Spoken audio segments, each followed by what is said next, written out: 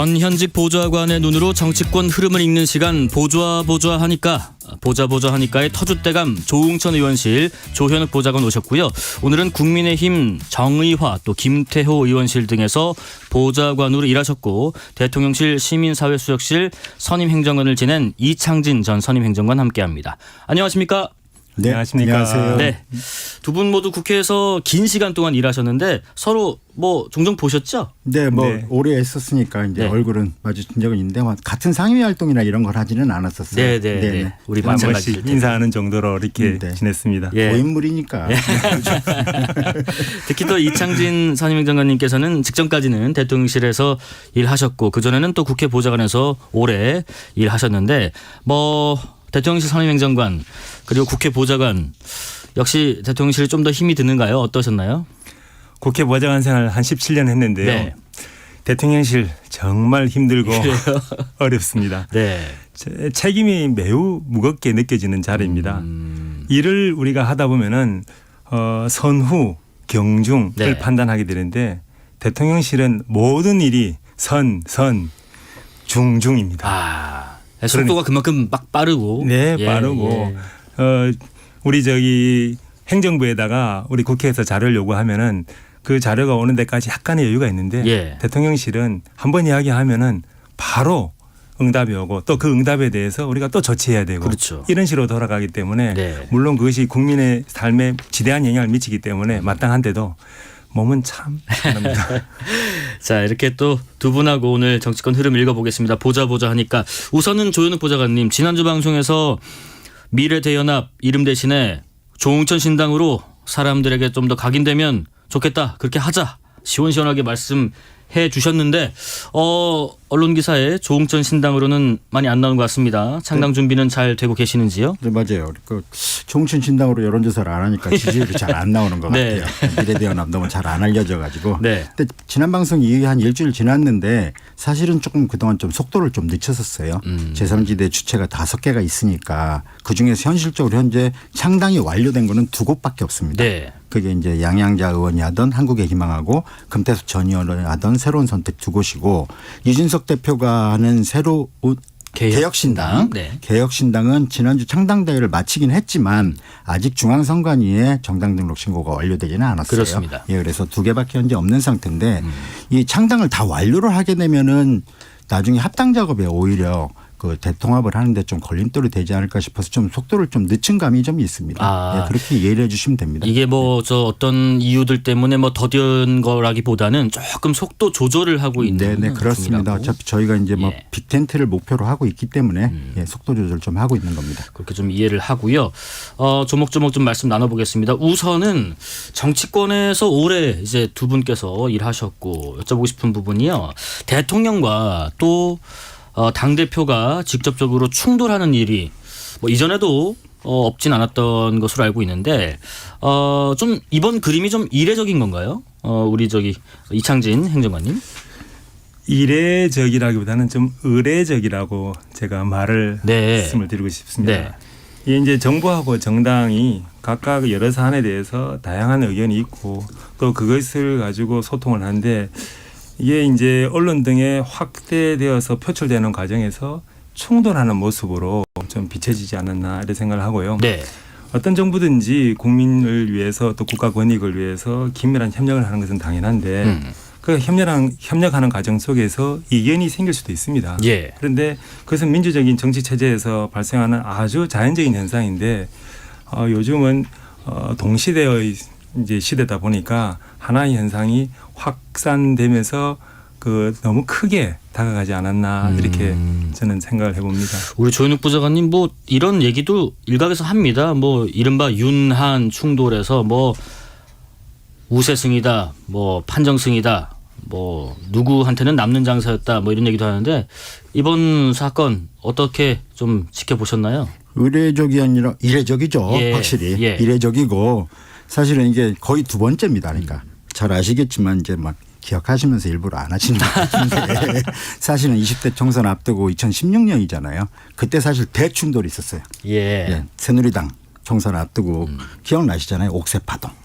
옥새 들고 나르샤 사건이 있었죠. 그러니까 사실은 지금 뭐 국민의힘뿐만이 아니라 민주당도 그런 문제인데 이게 내부에서 그 당시 이제 문제가 됐던 건 진박 간별사 문제가 됐었잖아요. 그래서 친박 공천이 문제가 됐었고 그래서 결국 당대표하고 대통령이 공천 갈등이 있었었고 나중에 그게 이제 뭐 총선 개입권까지 문제가 되고 일부는 결국 공천을 안 하는 사태까지도 이뤄졌던 거 아닙니까? 그 당시에 이제 새누리당 때. 그리고 총선 결과는 새누리당이 총선 패배를 했고. 네. 그러니까 당대표하고 대통령하고 부딪히는 거는 사실은 대통령제 국가에서 어쩔 수 없는 일이긴 하지만 사실 이 정도의 갈등까지 오는 거는 좀 이례적이죠. 네. 뭐 말씀을 하셨으니까 그 질문부터 여쭤볼게요. 과거에 그 박근혜 전 대통령이 2016년에 총선에 그 개입했던 뭐 혐의로 유죄 판결을 받기도 했었는데 공교롭게도 당시에 윤 대통령께서 중앙지검장이셨고 한동훈 위원장이 중앙지검 3차장일 때인데 이번에 당무 개입 논란이 뭐 형사 사건까지 비화될 수가 있습니까? 사안의 경중을 따졌을 때 그때와 비교해 보면 좀 어떤가요? 과거 박근혜 정부 시절에 이제 총선 개입 이 유죄 판결의 경우하고 이번의 경우는 좀 같은 산상에서 바라보는 거는 좀 다르다라고 생각하고요. 네. 당시는 이제 국정농단 수사와 함께 포괄적으로 어떤 유죄 입증을 위한 형태로 이루어진 사안이라고 저는 생각을 합니다. 네. 그 이번 사례는 조금 전에 말씀드린 것처럼 모이는 모습은 굉장히 크게 나타났지만은 의례적으로 이 총선 관련해서 공천 즈음에 이렇게 나타나는 하나의 현상이고 이것이 국민을 위해서 또는 국가의 큰 이익을 위해서 이렇게 부딪히는 문제가 아니기 때문에 이런 것을 가지고 이제 당정이 아주 이렇게 깊은 갈등 속에 빠져들었다라고 이게 객관화하기에는 조금 저는 생각이 달라서 그래 말씀드렸습니다. 예, 그 민주당에서는 지금 그러잖아요. 문제 제기하는 부분이 대통령실의 당무 개입. 뭐 이 여부인데 일단은 뭐 한동훈 비대위원장이 대통령실에서 자신의 사퇴를 요구했다라는 사실을 인정하는 취지의 답변을 한 바는 있는데 근데 이 정도 사실만으로 봤을 때도 당무 개입이라고 볼 여지가 있을지요? 그러니까 약간 용어 구분을 해야 되는데 당무 개입은 맞아요. 네. 근데 총선 개입이냐 선거 개입이냐 이거는 아닙니다. 그러니까, 어떻게 차이를 둘 수 있어요? 그러니까 박근혜 전 대통령이 처벌을 받았던 거는 공직선거법 위반이에요. 선거에 개입을 해서 처벌을 받았거든요. 네. 그 당시에 이제 선거운동 기획, 여론조사, 공건위에다가 막 자료를 준 거, 그 다음에 친박 후보들 지역구를 어떻게 할 것인가 이런 부분들이 이제 문제가 돼가지고 선거 개입을 해서 공무원은 원래 선거 개입 못하도록 돼 있는데 네네. 그 선거 개입을 해서 그 부분에 대해서 1, 2, 3심에서 징역 2년 선고를 받은 거예요. 근데 당무 개입은 지금 이제 뭐 제왕적 당대표다 수직적 당정관계다 이런 비판을 하지만 그거 자체로 처벌을 할 수 있는 건 없습니다. 그러니까 당무 개입을 갖고 뭐 막 비판을 할 수 있을지 몰라도 그걸 뭐 대통령을 뭐 요즘 민주당에서 많이 얘기하는 무슨 뭐 탄핵을 해야 된다던가 이게 무슨 위법하다던가 그렇게 얘기하는 거는 그거는 무리한 얘기입니다. 예. 네. 우리 이창진 선임행정관님 그 당무 개입이라는 게 이게 정말 무 자르듯이 선명하게 구분할 수 있을까 싶기도 합니다. 어디까지가 당무 개입이고 어디까지가 당정 소통인지 아까 그 의례적이라는 말씀을 하셨는데 경험에 비춰봤을 때요. 예. 제 입장에서는 당무 개입이 아닙니다. 왜 아니냐고 말씀드린다면은 그 당에서 해야 될 고유한 역할이라는 부분이 있는데 특히 이제 선거의 점에서 공천을 당에서 다 하게끔 되어 있는 거죠. 이제 그런데 그 선거 이전에 당이 이제 정부하고 합쳐가지고 그 국가의 어떤 경제를 살리고 국민의 삶을 이롭게 하기 위해서 여러 가지 어떤 정책을 조율하는 일들은 우리가 이제 당정 간의 협력 또는 소통이라고 표현을 하거든요. 이제 그런데 이 선상에 있어서 그 어떤 지금 대통령의 어떤 지지율 그것이 국정 추진 동력이 되기 때문에 그 국정 추진 동력을 잘 이끌어가기 위해서 어떤 사안에 대해서는 긴밀하게 서로 소통할 일이 있는데 그 소통하는 과정 속에서 약간 이게 그 불거진 일로선 이렇게 이야기되고 만약에 이제 이것을 굳이 이야기한다면은 대통령실이 저도 이제 근무를 했지만은 공식적인 입장을 표명한 것도 아닙니다. 그래서 이제 서로 간에 소통한 일에서 이제 벌어진 일을 가지고 우리가 이제 당무 개입했다라고 하는 것은 조금은 이제 저는 거기에 대한 판단을 달리 하고 있습니다. 그래서 저는 이 모든 것들이 이제 민생을 이렇게 우선시해야 되는데 그걸 하기 위해서 어떻게 하는 것이 국정 추진 동력을 얻을 것이냐라는 차원에서 저는 이렇게 말미암았다 이렇게 말씀드리고 싶습니다. 지금 이창진 선임행정관님과 조현욱 보좌관님 두 분 다 보좌관만 봤을 때는 한 20여 년 정도 이렇게 각자 구력이 또 있으신데 두 분이 이렇게 기억하시기에 현재 포함해서요 당정 관계가 이때 참 괜찮았던 것 같아. 여러 가지 적당한 긴장감도 있으면서 상호 협력 관계도 유기연하게 되면서 그랬던 시절 가장 이상적이었던 때 언제로 기억하세요, 조현욱 보좌관님? 저는 이제 참여정부 때 처음 이제 보좌관 생활을 시작을 했었는데 제 기억에는 사실은 당정 관계가 좋았던 적은 없습니다. 없습니까? 네. 좋을 리가 없는 게 그러니까 좋았던 때는 제가 아마 근무하기 전엔 좋았을 것 같아요. 당 총재 시절에. 대통령이 총재. 다 쥐고 있었을 때는 당정 관계가 좋을 수밖에 없겠죠. 그런데 이제 그 이후에는 우리 제도 자체가 이제 내각제 요소를 조금 섞은 형태의 대통령제를 갖고 있고 대통령 선거가 끝나고 난 다음에 총선은 모든 선거가 대통령에 대한 평가처럼 이루어져요. 그러니까 중간에 선거가 있으니까 항상 당과 대통령 간의 갈등 관계가 있을 수밖에 없어요. 네네. 우리가 87년 이후에 여소야대가 아니었던 적, 그러니까 임기 내내 여대 야소였던 대통령은 한 명밖에 없습니다. 그거는 이명박 대통령. 맞습니다. 18대. 그때는 대통령 선거 끝나고 바로 총선이 있었어요. 그리고 이제 당시 뉴타운 열풍도 있었어. 그때 한번 이겨가지고 5년 내내 이명박 대통령은 인기가 있었는지 여부를 떠나가지고 여대 야소를 그때 한 번 있었고 나머지는 모든 대통령이 전부 다 여소야대였어요. 네네. 그러니까 이거는 지금 우리 제도의 어쩔 수 없는 숙명인 것 같아요. 그러니까 그냥 당정 갈등이 있을 수밖에 없어요 지금. 이창진 선임행정관님의 기억도 한번 더듬어보고 싶습니다. 조금 전에 말씀하신 것처럼 이제 갈등으로 표현해야 되는지 아니면 국민들을 위해서 긴밀하게 논쟁을 하고 있다라고 표현을 해야 될지에 따라서 국민들이 받아들이는 스트레스 지수는 좀 달라진다고 생각을 하거든요. 그래서 이렇게 이제 좋았던 시절에 대한 것은 결국은 사후적 평가를 할 수밖에 없는데 가장 좋은 시절은 여당이 다수당이면서 그리고 정권을 창출했을 때 즉 말하자면 우리 이명박 대통령 그 시기가 국민들이 봤을 때는 편안한 거죠. 그래서 물론 그 결과로서 평가는 다시 달리할지 몰라도 이게 정부하고 국회하고 우리 당과 이렇게 잘 유기적인 협조 조정에서 어떤 일을 잘 추진해 나갈 수 있다. 그것이 국민들은 편안하게 어떤 안정적인 그 정책에 대해서 기대를 하면서 자기 일에 종사하면서 생활할 수 있는 기반이라고 보고 저는 그것이 또 이게 사후적으로 평가할 수밖에 없다 이렇게 생각합니다. 항상 결과론적으로 나중에 봤을 때 참 그때 이랬던 것 같다라는 평가를 할 수밖에 없다는 말씀이신 것 같습니다.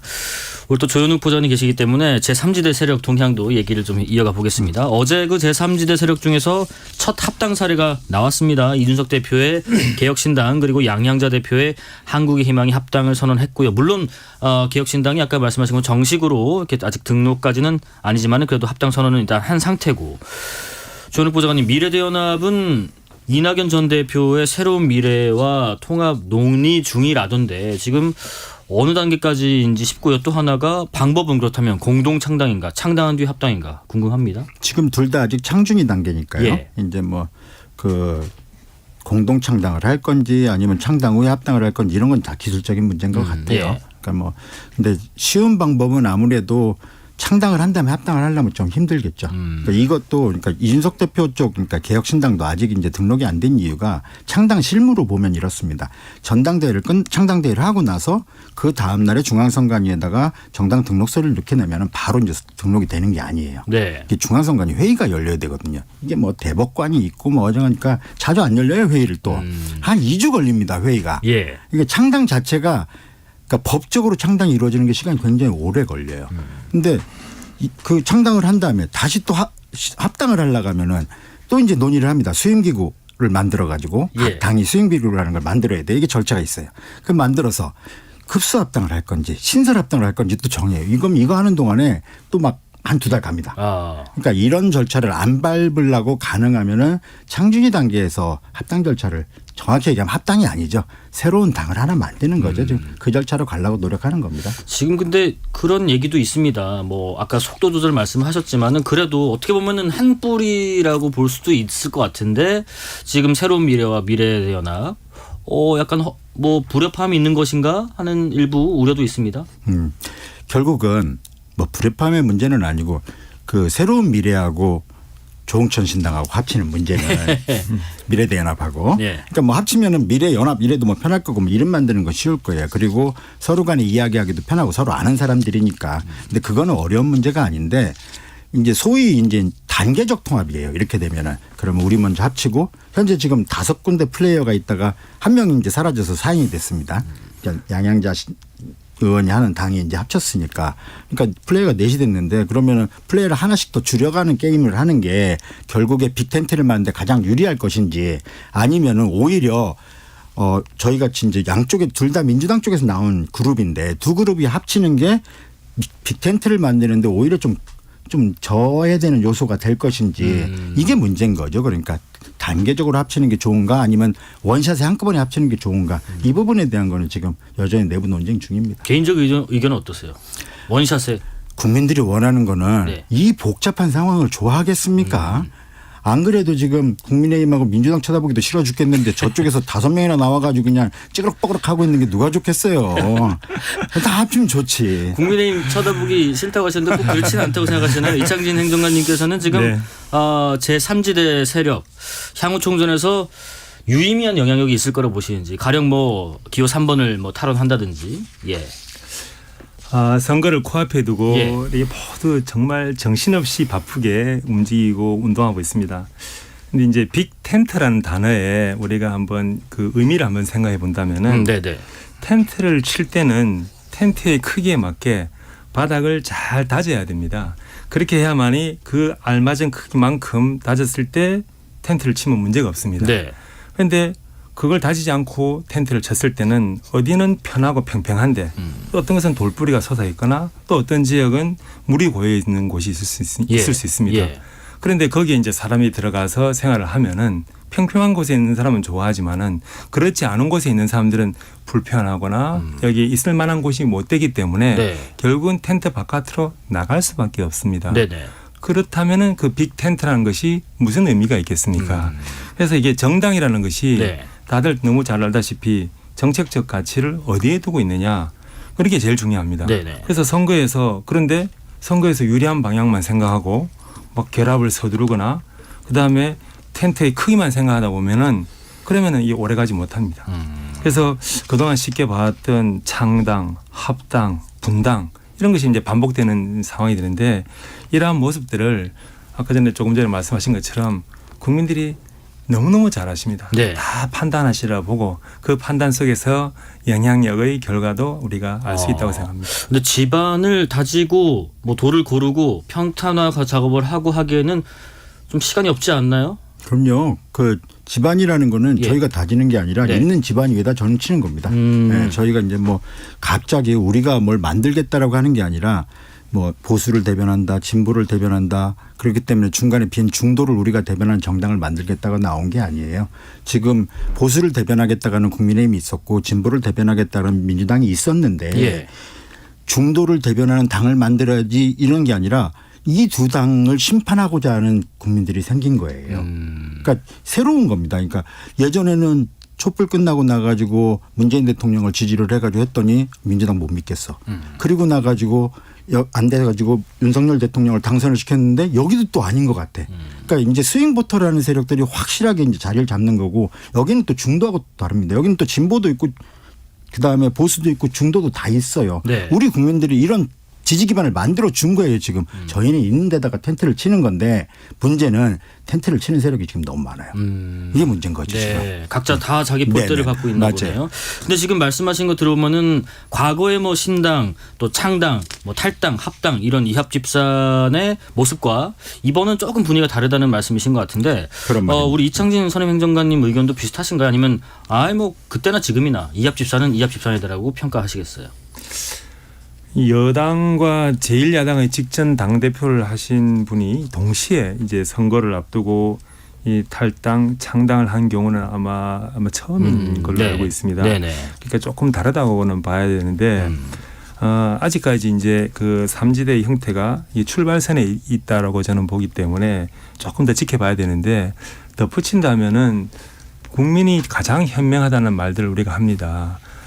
글로벌한 시대에서 우리 국민들은 국내 경쟁이 아니라 세계와 경쟁하는 삶을 살아가고 있습니다. 예. 그렇기 때문에 우리 정치가 어떤 정당이 우리의 삶을 대변하고 우리의 그 경제를 이끌어 갈지 그리고 또는 견제를 할지 어떤 모습이 좋을지에 대해서 어떤 분보다 국민들이 많이 고민하시기 때문에 그 국민들의 현명한 답이 조금만 있으면 다 알 수 있지 않을까 생각합니다. 예. 이번에는 전 현직 보좌관 분들의 시선으로 본 공천 갈등에 대한 얘기도 한번 나눠보겠습니다. 임혁백 민주당 공관위원장이 이런 입장문을 냈습니다. 국회의원 입후보자 간에 인신공격과 상호 비방이 있다는 것을 잘 알고 있다. 단호하고 엄격히 조처할 것이다 라고 했는데 우선은요. 조 보좌관님 이런 것을 이런 인신공격, 상호 비방 이런 게 사실 뭐 낯설지는 않는데 선거 앞두고는 이게 더 뭐 치열해진다고 할까요? 뭐 그렇게 좀 고조가 되는 게 의뢰 있는 자연스러운 일인지 궁금하고 또 하나가 단호하고 엄격한 조처라는 것은 뭐 공천 배제인가요? 그렇죠. 이제 경선 제도가 정착이 되면서 이건 일상화된 것 같아요. 네. 그러니까 이게 사실은 왜 그런가 생각을 해보면은 사실 우리가 이제 300명의 국회의원을 선출을 하는데 유권자가 300명을 선출하는 게 아니에요. 우리 제도가. 예. 그러니까 엄밀하게 얘기하면 300명을 다 선출하는 것 같지만 사실은 정당이 선출하는 게 그중에 한 3분의 2는 될 거예요. 그러니까 비례대표는 당연히 정당이 선출하는 거고 네. 정당이 비례 명부 만들면 당연히 당선되는 거잖아요. 그다음에 지역구 의원들도 마찬가지입니다. 어느 당 후보 공천을 받으면 당선되는 지역들이라는 게 우리 머릿속에 있잖아요. 예, 예. 그러니까 뭐 민주당 텃밭, 국민의힘 텃밭이라는 게 있으니까 거기서 경선을 이겨서 공천을 받으면 당선이라고 생각하거든요. 그러니까 본선은 관심이 없어요. 네. 유권자들의 마음이나 유권자들의 표심을 얻겠다는 건 상관이 없고 당내에서 이기는 것만 관심이 있는 거거든요.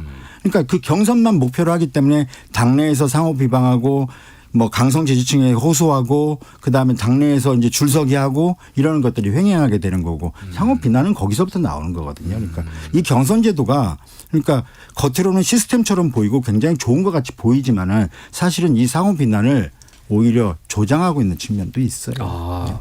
경선 제도 차원의 문제 제기를 좀 해주셨는데 네. 의자 뺏기 하는 거니까 지금 결국에 의자는 정해져 있는데 네, 의자는 하나 사람은 둘. 네, 맞아요. 그런 거죠. 네, 네. 이창균 선임행정관님 의견도 경선 제도는 이제 각 당에서 어떻게 하면은 국민들로부터 신뢰를 얻을 수 있을 것인가를 염두에 두고 이렇게 제도를 만들어서 운영을 해가고 있습니다. 그런데 조금 전에 말씀하신 인신공격 상호 비방과 관련해서 제가 이제 이 보수당에 있어서 그런지 몰라도 보수당 내에서는 아주 심한 인신공격이나 비방은 조금 이게 덜한 걸로 알고 있고 그러한 것 자체가 이게 이제 우리가 명문화되어 있지는 않지만은 그 자체가 기본으로 자격을 갖지 못한다라는 것이 우리 당의 어떤 그 정체성이라고 생각을 합니다. 네, 네. 그래서 민주당은 제가 이렇게 잘 해결해 나가시지 않을까 생각합니다. 아니, 되게 그림도 하셨는데 끝은 뭐 잘 하시겠지 뭐 이렇게 마무리를 하셨습니다. 조응천 의원께서요. 조 보좌님. 처음에는 수박들 나가라고 했다가 그다음에는 조금 덜한 멜론들 나가라고 할 수 있다라는 말씀도 하셨던데 이 무슨 얘기인가요? 맞아요. 그러니까 지금 저희가 이제 대왕 수박이었잖아요. 네. 대왕 수박이었는데 이제 대왕 수박 나가고 나니까 이제 조그만 수박들을 이제 공격하기 시작하는 거예요. 그러니까 이제 그때 체포동의안 당시 이제 가결파라고 얘기됐던 사람들을 이제 공격을 하기 시작하는 거고 최근에는 이제 친문 의원들까지 의원 아닌 경우에 특히 이제 문재인 정부 때 이제 비서실장 했던 사람들까지 이제 공격을 하기 시작하는 거잖아요. 예. 이제 아까 의자 뺏기 얘기를 했었는데 자리는 제한돼 있으니까 이제 공격 대상들을 하나하나씩 이제 낮추기 시작하는 거잖아요. 그러니까 친명이 아닌 경우는 다 공격을 하는 겁니다. 그러니까 이제 참 보면 바깥에 나온 입장이니까 참 뭐라고 하기가 참 뭐할 지경이에요, 진짜. 예, 그러니까 이재명 대표를 지키는 것이 민주당을 지키는 거고 나라를 지키는 것이라고 얘기를 하는 거를 선언을 하는 사람들 후보들을 보면서 도대체 정말 당의 공천을 받는 것이 총선 승리다. 이런 제도를 유지를 해야 되는가 그런 생각이 들어요. 네. 이런 거 좀 보충 질문 드리고 싶어요. 우리 이창진 선임행정관님. 네. 민주당 예비 후보 심사에서 부적격 판정받은 지금 전병헌 전 청와대 정무수석께서 또 탈당을 하셨던데 뭐 왕조용 사당으로 변질됐다. 뭐 가짜 민주당을 떠난다. 뭐 이런 얘기하면서 또 탈당이 있었습니다. 이런 현상들 보시면 물론 상대당 입장에서 어떤 생각이 좀 드시던가요? 조금 전에 그 수박 멜론 아까 전에 무슨 수박 멜론 말씀까지 하시는데 조금 덜한 멜론. 덜한 멜론. 적절한 비유라고들 생각하시면서 그 용어를 쓰시는지 모르겠지만은 우리가 제일 중요한 거는 맛, 당도, 신선도. 그러니까 그 과일들을 먹는 국민들이 판단할 일이라고 생각하거든요. 예. 그래서 자꾸 이 정치권에 있다 보면은 그 제도를 독점하고 제도와 운영을 독점해서 그런지 몰라도 그 선택지가 국민들은 없다고 생각하는데 국민들 입장에서는 전혀 다른 차원에서 생각하신다는 거죠. 예, 그런 차원에서 저는 생각을 하고 이런 용어를 쓰면서 편을 가르고 하는 것이 정말 이게 근본적으로 이게 맞는지에 대해서 우리 정치 지도자라 할 수 있는 분들이 한번 생각을 하고 당을 바꿔나가야만이 한 발 더 우리가 나아갈 수 있지 않을까. 예. 이런 제가 동문서답을 드리겠습니다. 당 소속으로 두 분 다 이제 여러 가지 뭐 정책 활동, 보좌 활동 많이 하셨기 때문에 그런 것도 궁금해요. 국민의힘은 김경률 비대위원회 서울 마포울 출마를 두고 당정 갈등까지 좀 일부 불거지는 모양새기도 했는데 해당 지역의 당협위원장까지 좀 모를 정도로 좀 깜짝 출마를 발표하는 일이 좀 많이 이례적인 일인지 궁금합니다. 조현욱 부장관님. 이례적이죠. 예. 사실은 출마 희망자는 뭐 어떤 경력을 갖더라도 당협위원장이 있거나 현역 지역구 국회의원이 있으면은 출마하고자 할 때는 가서 어떠한 형식으로든 인사를 합니다. 뭐 아무리 못해도 직접 찾아뵙지는 못하더라도 뭐 전화라도 드리고 제가 이 지역에 도전을 하게 됐는데 아무튼 그동안 고생하셨습니다. 제가 뭐 선배님 모시고 잘 열심히 해보겠습니다. 뭐 이런 형태로라도 입 빠른 소리라도 하죠. 어느 날 갑자기 그 비대위원장 손을 붙들고 나와가지고 저 이 지역에 나갑니다. 이런 소리를 하지는 않죠. 그건 정말 이례적이죠. 네. 역시 많이 이례적인 행보였다고 보시나요? 우리 이창진 선임행정관님. 네. 이거는 의례적이지 않고 이례적입니다. 네. 이례적입니다. 예. 이제 다만 이제 비대위 차원에서 그 어떤 논의를 바탕으로 결정한 건 아니고 또 아시다시피 그 비대위에 계신 분들 모두가 이 출마를 위해서 또 이렇게 모이신 분들도 아니거든요. 예. 그래서 저는 그냥 국민의힘이 더 나은 정당으로 이제 거듭나고 이제 국민 선택을 받기 위해서 노력하는 거 이런 것을 가장 깊이 염두에 두고 비대위원 모두가 이렇게 한 마음으로 노력하고 있다는 걸로 제가 그분들에 대해서 말씀드리고 싶습니다. 예. 또 국민의힘 공천관리위원회가 국민의힘이 3회 연속 선거에서 패배한 지역의 경우 전략 공천을 한다라는 방침을 발표하기도 했는데 두 분 그동안의 경험과 기억을 좀 되짚어 보셨을 때 전략 공천으로 험지에서 이긴 경우 기억에 남는 사례가 있으신지 궁금해요. 그만큼 어떤 전략 공천이 선거에서 승부를 뒤집는 한 수가 되기도 하는지 그런 선례가 기억에 남는 게 있는지 궁금합니다. 조현욱 부장관님. 일단 험지를 전략 공천을 해가지고 이긴다라는 거는 네. 점으로 해가지고는 불가능해요. 그러니까 아무리 훌륭한 사람도 혼자 나가가지고 그 지역에서 그 험지가 승리한다는 건 불가능합니다. 네네. 다만 가능하려면은 전략 공천을 하는데 무슨 벨트를 만들어 가지고 나가는 거는 해볼 만해요. 벨트요? 네, 이를테면 뭐 강남 벨트를 만든다, 무슨 반도체 벨트를 만든다, 뭐 해가지고 뭔가 테마를 만들어 가지고 하는 거는 해볼 만합니다. 그러니까 뭔가 의미를 부여를 해가지고 좀 뭔가 선을 이어가지고 전략 공천을 한다면은 조금 시너지는 날지 몰라도 그냥 험지는 험지입니다. 누가 가더라도 험지예요. 네. 안 그러면 뭐하러 험지라고 부르겠어요. 예. 우리 이창진 선임행정관님. 공천을 잘 해서 네. 험지에서 이긴 경우를 있습니다. 2011년 재보궐선거에서 김해 을 지역에 네. 우리 당선된 김태호 의원의 경우를 제가 들고 싶은데요. 김해 을 지역은 고 노무현 대통령의 고향이시고 또 경남입니다. 네. 하지만 보수 정당에서는 정말 험지인 지역입니다. 그때 이 당에서 김태호 의원을 전략 공천을 했는데 여론조사에서도 한 20% 이상 그렇게 지고 있었습니다. 네. 하지만 이제 끝내는 승리를 했습니다. 이제 이러한 그 험지에서 승리를 하기 위해서는 그 보이지 않는 그간의 당의 대변화를 이끌어내는 그 후보자의 엄청난 그 노력이 필요한데 저는 그 결과가 나타난 사례라고 보고요. 네. 근데 이제 험지라고 해서 뭐 무조건적으로 전략 공천이 정답은 또 아니라고 생각을 합니다. 그래서 그 지역에서 오랫동안 노력하고 싸워왔던 이제 당원들도 계시고 지역이 정서라는 것도 충분히 반영돼야 된다고 생각을 합니다. 네. 이제 이런 걸 잘 반영하는 것이 그게 전략 아닐까. 그래서 그 벨트라는 것이 눈에 보이는 이런 벨트가 아니라 그 지역을 전체 다 아우르는 그것이 전략이거든요. 예, 예. 그래서 그 전략의 형태는 다양하게 나타날 수밖에 없다고 생각을 합니다. 그런데 아까 그 점을 칠 수도 없고 이런 말씀도 하셨는데 유권자들의 마음을 어떻게 읽자고 험지에 전략 공천을 했을 때 지라고 내보내지는 않을 텐데 그렇다면 이런 부분에 있어서 이번에는 험지에 전략 공천 이렇게 하면 된다. 이런 것에 대한 유권자의 마음을 어떻게 읽을 수가 있을까요? 아까 김태호 의원님 2011년 같은 경우에 재보궐 같은 경우 그런 경우 종종 일어납니다. 예, 그리고 그 당시에 이제 상대 후보도 굉장히 약했고 그 험지 보내는 건 대부분 그냥 이기면 좋고 뭐 이런 심정으로 보내요. 사실 뭐 무슨 험지가 가지고 이기겠어요. 저도 그 선거 잘 기억을 하는데 그 당시 상대 후보 누군지도 알고 뭐 너무 약했죠.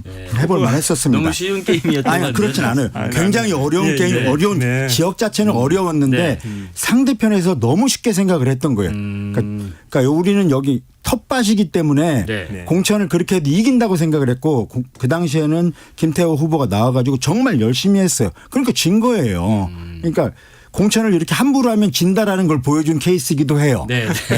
당시는 그러기도 하고 그래서 그래 아까도 말씀드렸지 이게 지금 우리가 지역구 구도라는 것 자체가 그 어느 당의 텃밭, 어느 당의 험지 이런 게 너무 고착화돼 있어요. 그런데 말씀하신 대로 그 지역에서 굉장히 오랫동안 고생하시고 있는 분들이 있거든요.